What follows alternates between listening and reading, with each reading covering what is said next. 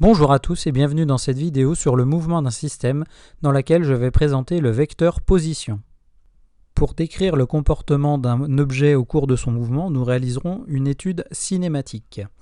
La cinématique est l'étude des mouvements indépendamment des causes qui les produisent. Elle fait intervenir trois vecteurs qui sont le vecteur position OM, le vecteur vitesse V et le vecteur accélération A.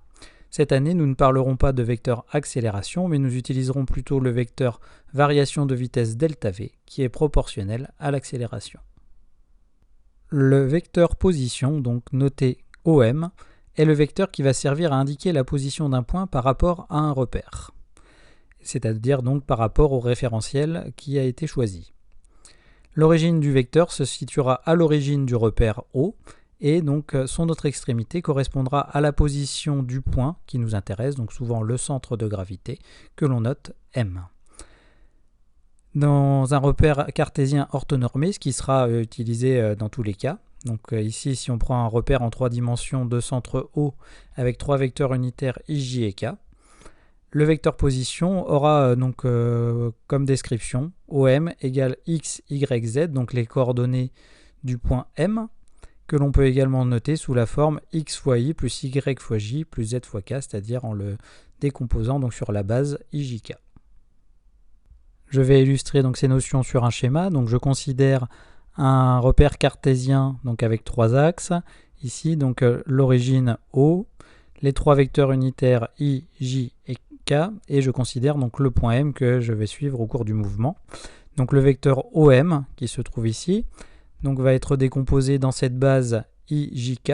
Donc je vais faire les projections nécessaires et donc je me retrouve avec sur l'axe des X avec donc la coordonnée X, ensuite Y et Z. Donc ici OM est décrit par donc, le vecteur colonne X, Y, Z.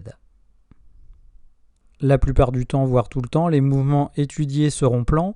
On peut donc se ramener à un repère juste en 2 dimensions.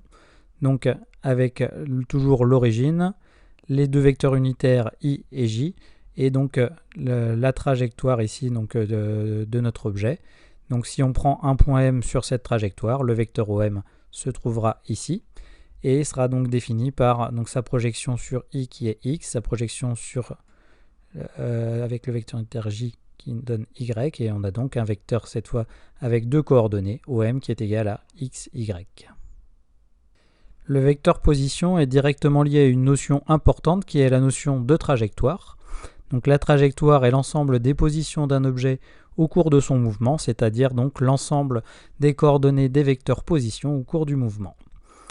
Elle va correspondre donc la plupart du temps à une équation du type y égale f de x, et donc nous allons voir 3 cas classiques.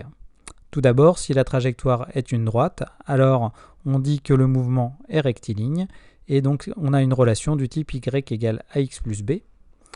Ensuite, si la trajectoire est un cercle, dans ce cas le mouvement est dit circulaire, et la trajectoire aura une équation un peu plus compliquée mais classique qui est celle d'un cercle du type x moins xc au carré plus y moins yc au carré qui est égal à r carré, xc, yc étant les coordonnées du centre du cercle et grand R le rayon du cercle.